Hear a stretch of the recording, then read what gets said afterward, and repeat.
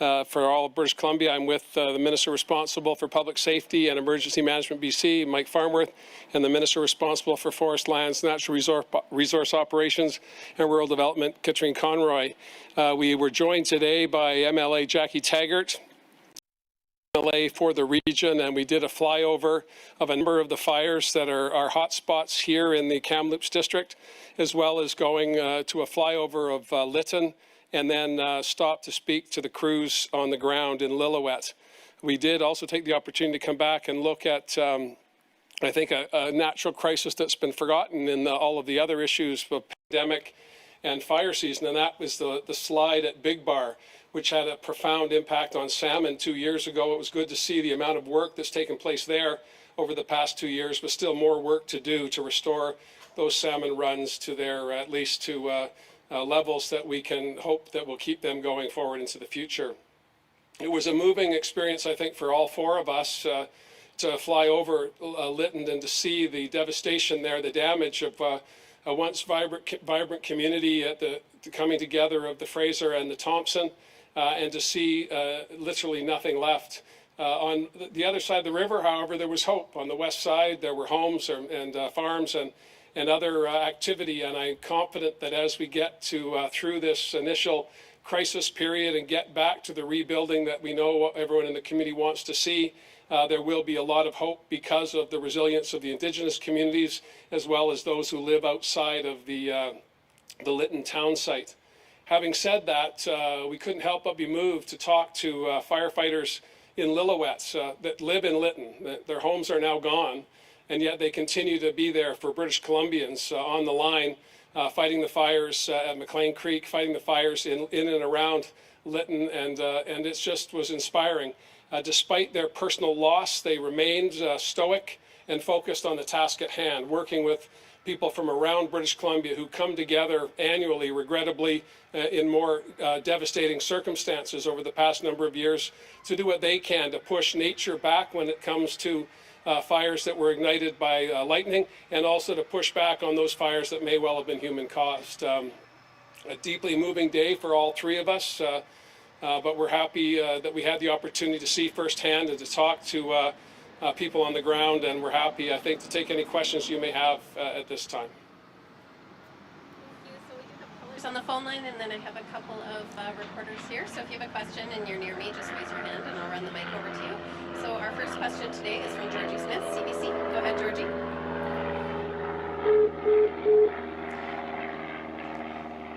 Or no, Georgie? Keith Baldry.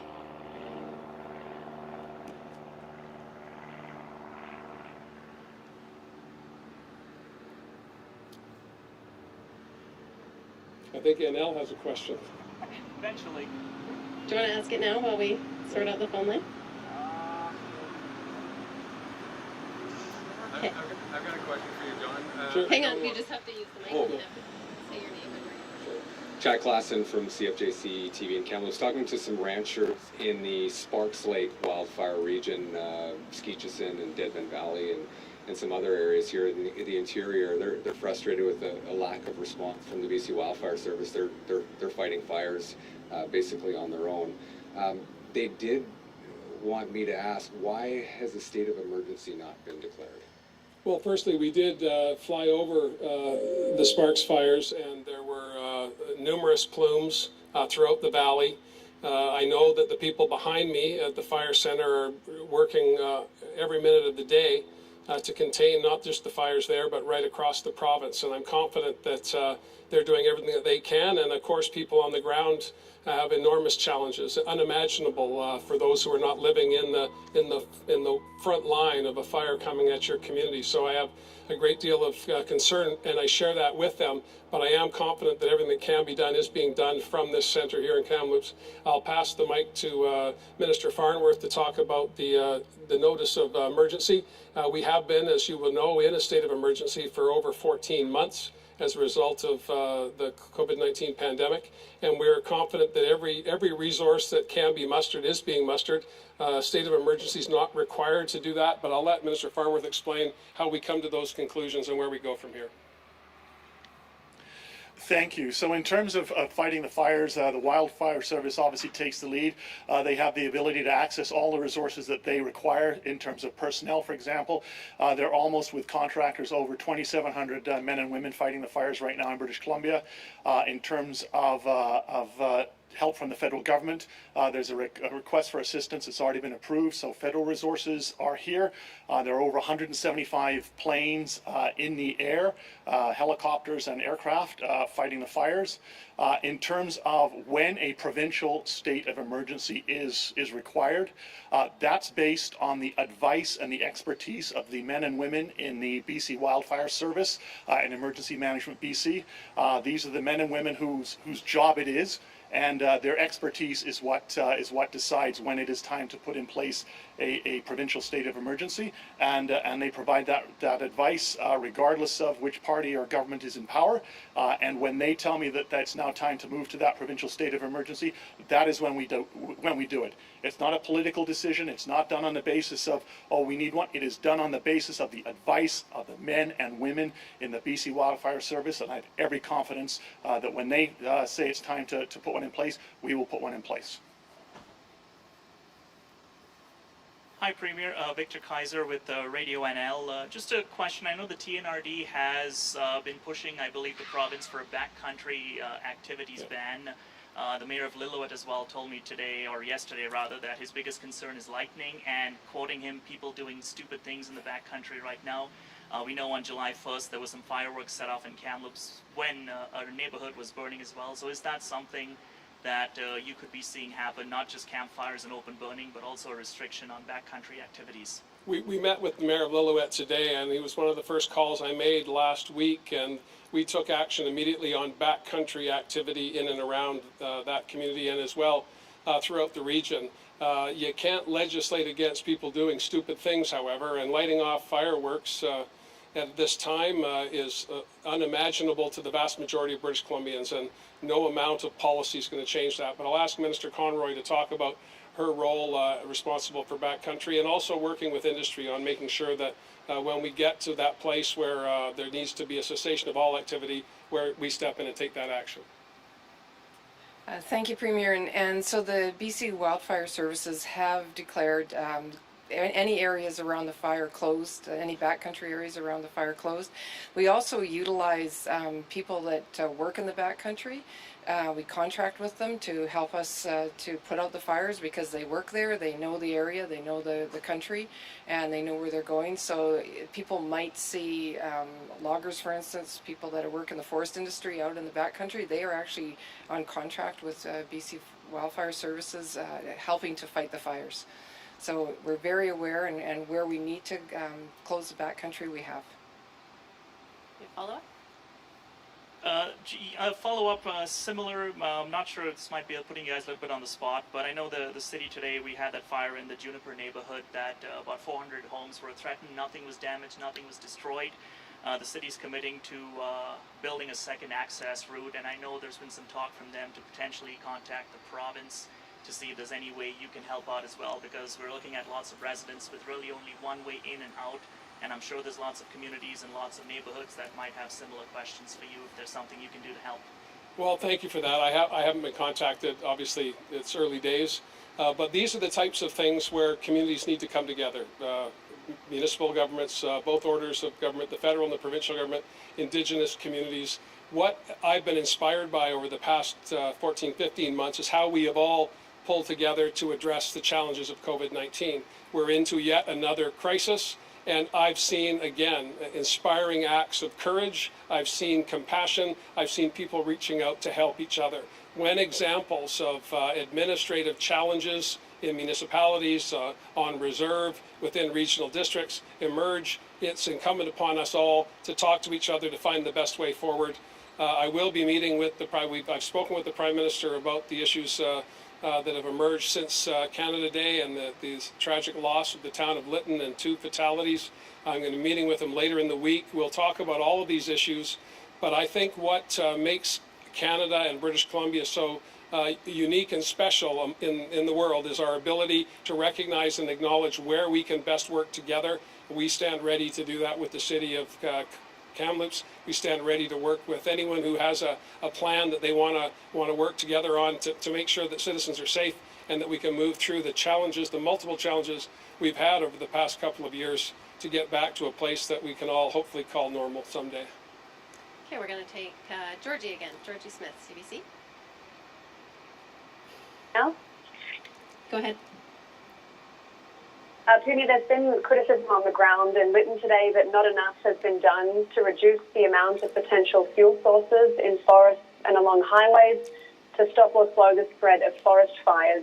Is there financial assistance available to communities or private individuals to preemptively thin out wooded areas for fire protection?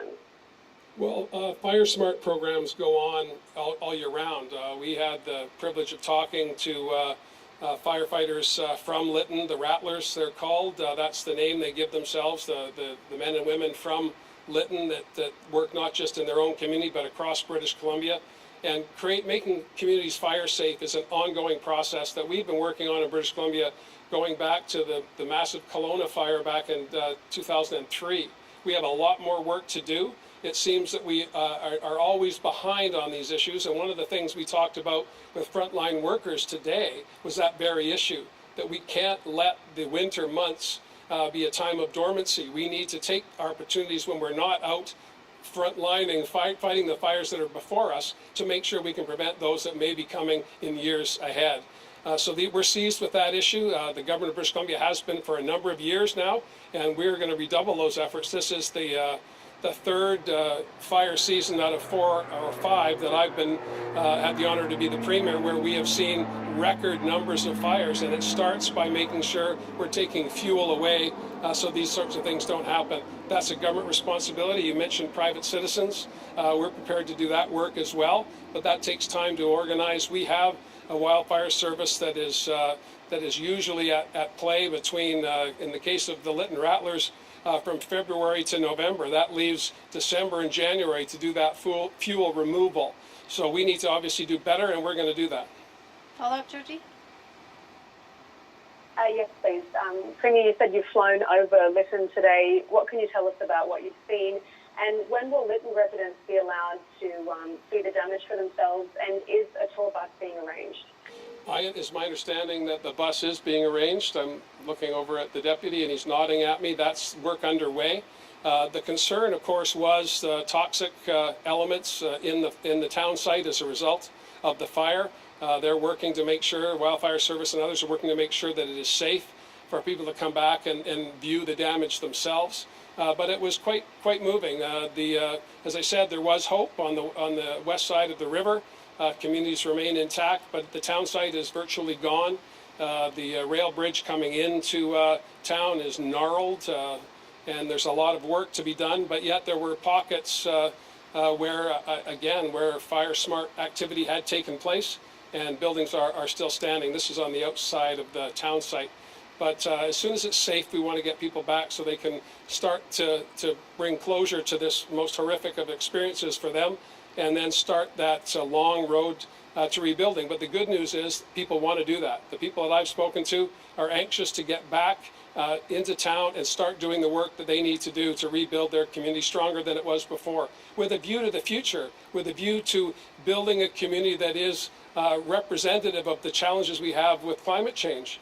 Lytton had the highest temperature. It was hotter than Saudi Arabia, was what one of the firefighters said to me today, last week. And that is something that we need to manage going forward. And the town of tomorrow will not be the town of the past. The community's ready for that, and the province stands ready to help them do that. Next question is from Keith Baldry, Global News.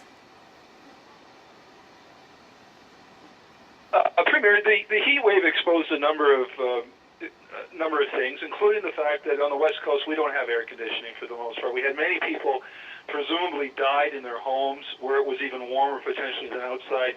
Is it, given that this is probably not a once-in-a-lifetime event and maybe a regular occurrence, according to climate experts, are things like revisiting the building code when it comes to building things and installing mandatory cooling requirements something you're going to have to look at? Well, our Clean BC plan does envision the buildings of the future being climate friendly and ready to take on the challenges of a changing world. But that's going forward. We have, of course, infrastructure and dwellings that are historic, and we need to take time to figure out how we best address those issues. Minister Dix, who's not with us today, is already seized of those issues. Public Health is going to be working with the Coroner Service to take an assessment of what happened during the heat period, or the heat dome. We did have, of course, engagement through the health authorities with British Columbians that were already connected in one way or the other, either through home care or some other service provided by the province. But for those British Columbians who did not have any connection to a government service, we couldn't determine what their condition was. Air conditioning, again, as a born and raised British Columbian, coastal British Columbian, something we never ever considered. In fact, even getting air conditioning in a car didn't seem required, but now it's an essential.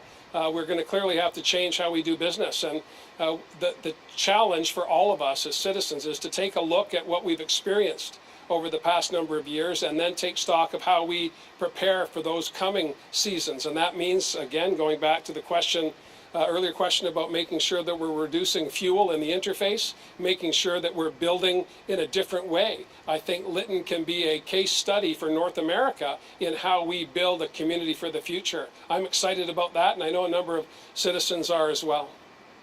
Keith, do you have a follow-up?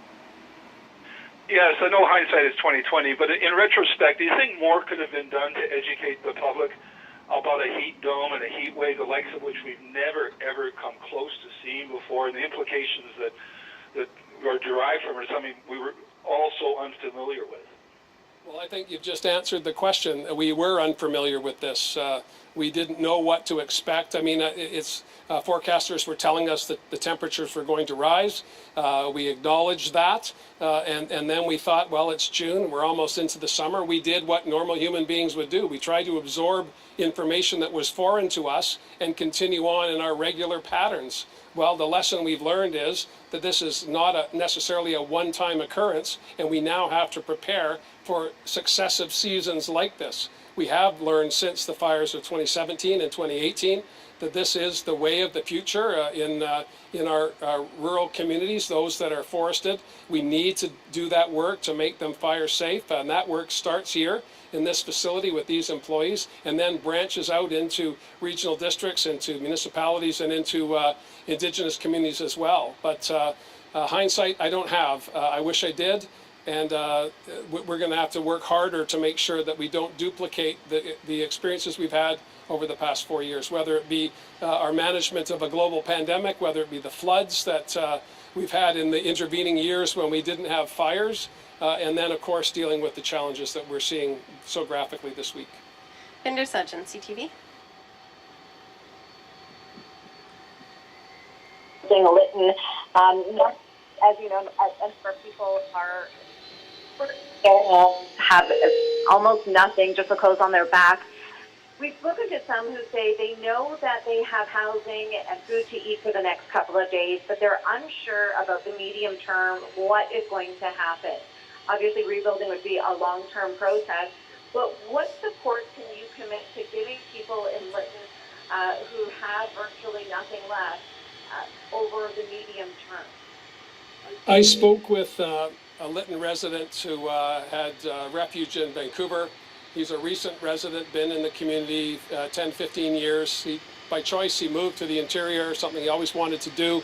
I saw him on a television clip leaving town with flames all around him, and I was so impressed with how grounded he was leaving a crisis. And I phoned him up a couple of days ago, and we had a good chat about how he felt and where he was going, and we remarked that he had the shoes on his feet and the shirt on his back.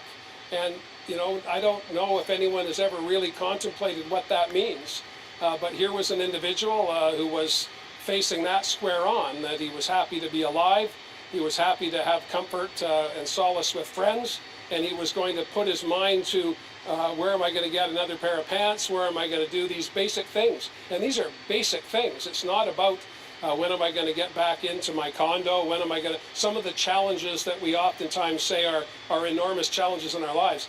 These are individuals that have nothing but the clothes on their backs. And our commitment collectively, not just as a government, but as a province, is to do what we can to help. And we've seen overwhelming support from communities right across the province. I was speaking to the MLA from Abbotsford the other day, and the volume of clothing and food and money that's being raised in Abbotsford to help the people of Lytton is almost record-breaking. I'm confident that we'll be able to coordinate all that. I'll pass it on to Minister Farnworth, because the emergency social services elements are his responsibility in this setting, but we're prepared to do whatever we can, and the good news is that British Columbians are right behind us on that. Thank you, Binder. So emergency services kicks in right from the moment the disaster takes place and is there to support people right through until they can start to get back on their feet. They have incredible experience from other previous fires in previous years and floods in terms of finding accommodation, supporting people in the accommodation that they're going to need, whether it's for a single individual, whether it's for people with families, ensuring that they are, the food supports and the ability to access the services that they require. So emergency services will be on the job not just for a few days, but for quite some time to come. Binder, follow-up? Yeah, and just looking back to the 2017 fire season, I know there was an announcement of millions of dollars and work with the Red Cross. Are we just not at that point yet, or why hasn't the province announced a fund to help people? I know you've spoken about the fundraising that individuals are doing on their own. Oh, I'm messing with the microphone. Sorry, Binder. That investment in 2017 did not get fully subscribed. The Red Cross still has those resources, and they've come into play in previous years as well. We're going to be working with all providers to make sure that the resources are there. We have been doing, again, we're now, the three of us are 4 years into this exercise of working within governments, and we know more now than we did then, and we're going to be able to make sure that we move resources more effectively than we did in those first few weeks back in 2017. But I'm confident that the Red Cross is at the ready, as they always are, to step in, and we do have the resources. Again, Minister Farnworth, Minister Conroy, and I are all committed to making sure that those resources leave government and get into the hands of people so they can do the work that needs to happen. This is a massive undertaking in Lytton, to be sure, and I want to remind people it's the first week in July and we have a long summer ahead of us. We're not under any illusion that the crisis has passed. We are in it, and we're going to keep working as hard as we can to keep people safe. The Sparks fire is a good example. There are fires emerging. We saw one, we called one in on the flight back that was not yet on the board. And if you go into this center where dedicated public servants are working hour after hour after hour to coordinate tactical operations across the province and also be ready to assist in the Yukon or in Alberta or in Washington State. And this is really an extraordinary undertaking that goes on in this place, and the people in there make it happen.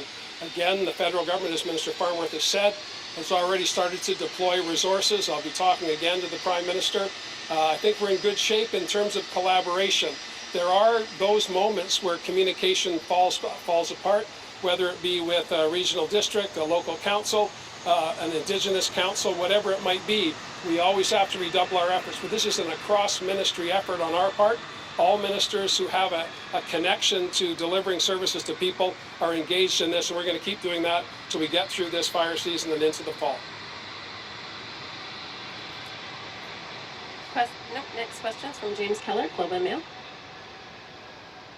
Hi, Premier. We've heard concerns from the Lytton First Nation and the Tribal Council that represents them and several others who have concerns about the province's handling of the evacuation and the subsequent relief efforts. You know, the issues include poor communication, inadequate resources in the past week or so, and they're also concerned about the resumption of rail service through their communities. So I'm just wondering if you can respond to these complaints and just tell me what the provincial government is doing to address them. Well, I reached out immediately to the leadership of the Lytton First Nation. Extraordinary Acting Chief John Horgan was talking to me on the phone while he was directing activities in his community. This was early days. I met with his nephew today on the fire lines. who was out. His home is gone, but he is on the fire lines working to protect other people. These are always challenging times. The communication has been as direct and candid as it can be. I don't want people to hold back. I know that some leaders have been harsh. We've reached out and continue to reach out to them, and we're going to do it the best we can. It's a crisis situation. People are going to be unhappy. I get that, and it's not personal. It's not a failure of the government. It's a failure in a time of great stress and anxiety. There's no fault to be apportioned. The resources are there. They'll continue to flow. With respect to the evacuation, it was minutes.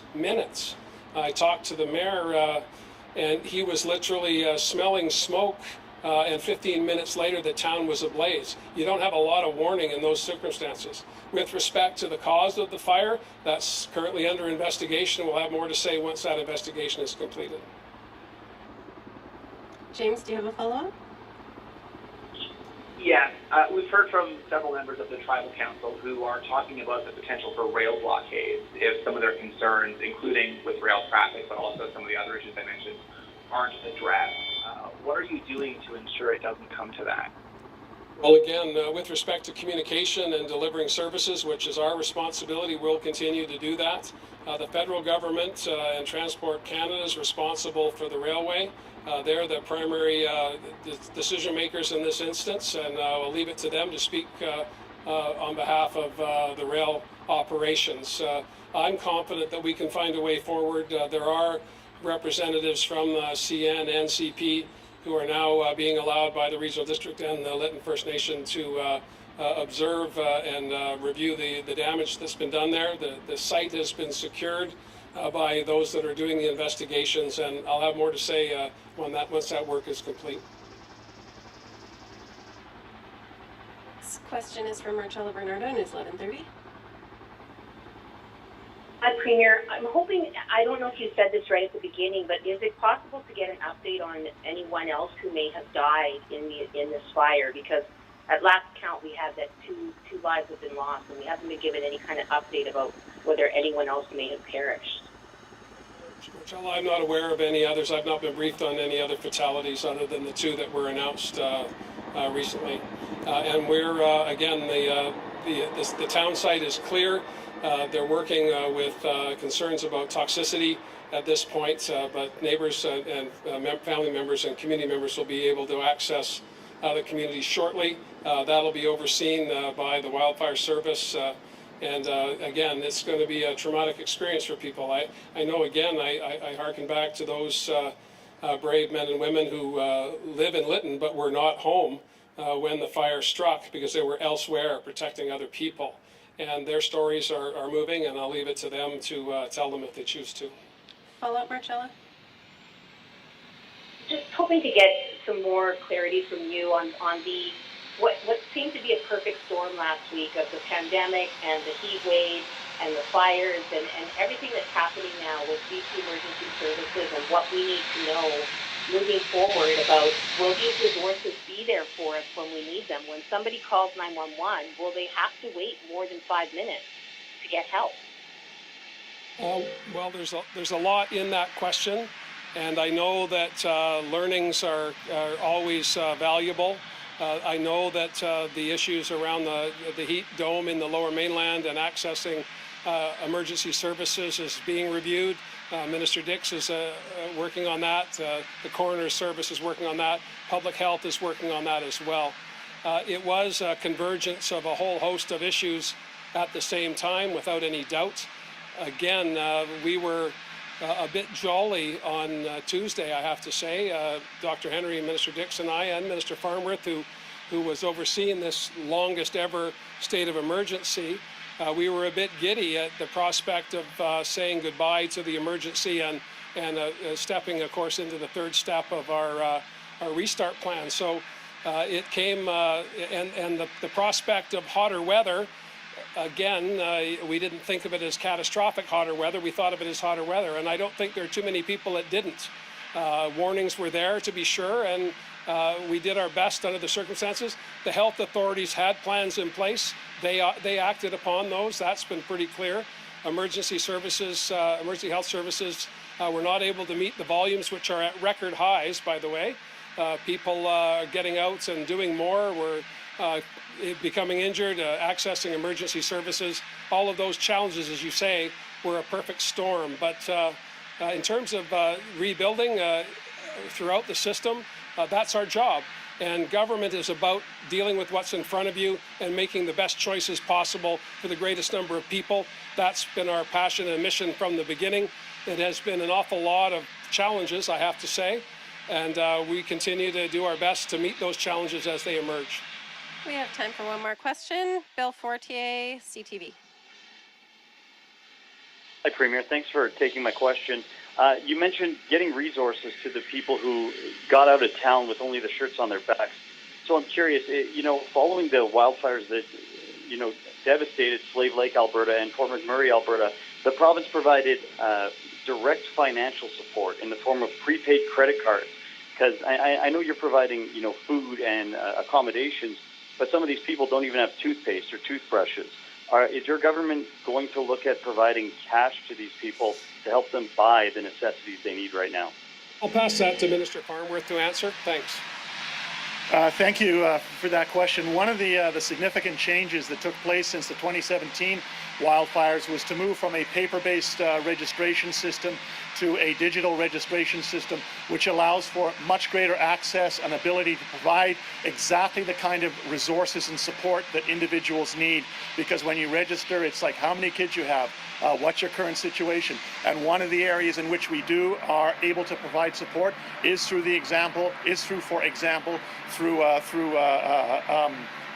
debit cards, prepaid cards that allow you to get the kind of supplies that you may need, the kinds of, whether it's toothpaste, for example, or groceries or however. So that is the kind of support that we are able to and do provide. Bill, do you have a follow-up? Just for clarification from Minister Farnworth, are you saying that it's being provided? Because we've spoken to a number of evacuees who have asked for that and say they're not getting that. Those are the kinds of things that are provided. Initially, people do have to register. The supports are there. Emergency Management B.C. and Emergency Social Services have the ability and the resources to provide the supports that people need. That's all the time we have. Thank you, everybody, for joining us. Thanks, everybody.